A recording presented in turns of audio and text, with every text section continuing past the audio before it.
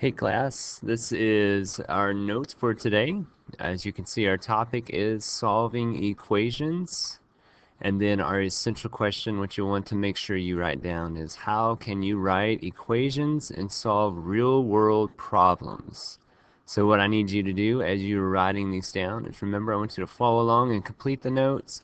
I need you to be ready to add questions and extras to your notes to make them relevant to you. Give you a minute to copy down the essential question before I move on.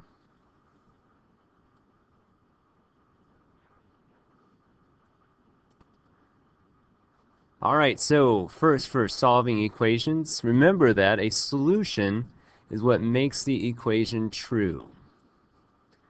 Anything that we could put in for the variable that makes that equation true is a solution. Now, to solve equations, when you solve an equation, what you're doing is you find the solution, the value for the variable that makes the equation true, also known as isolating the variable. So how do you solve equations? This is done by isolating the variable or getting it alone. So when we get x by itself, or whatever variable it is, we have found the solution. We found the value that makes it true. Now, the steps to solving an equation are like this. We're going to ask what's happening to the variable. The reason we want to do that is that's going to allow us to figure out what is the inverse operation that we need to do to this variable. Then we do that inverse operation to both sides of the equation. And then we need to simplify both sides in order to isolate the variable.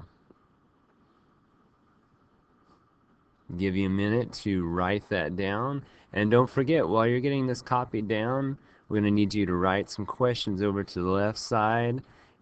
Think about what questions you could ask based on this information that's provided on the slide.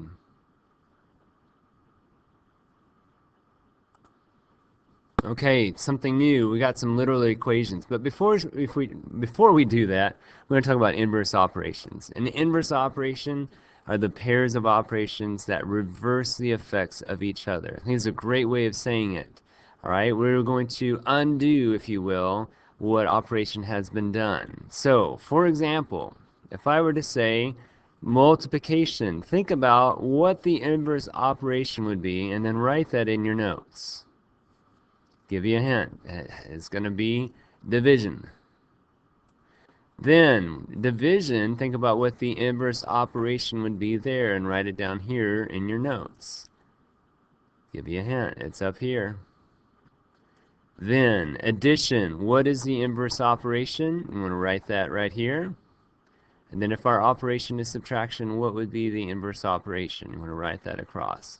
Remember, these are what we're going to keep in mind when we're looking at an equation. If this is happening to the variable, we want to do the inverse operation to reverse the effect, because we're trying to get the variable by itself.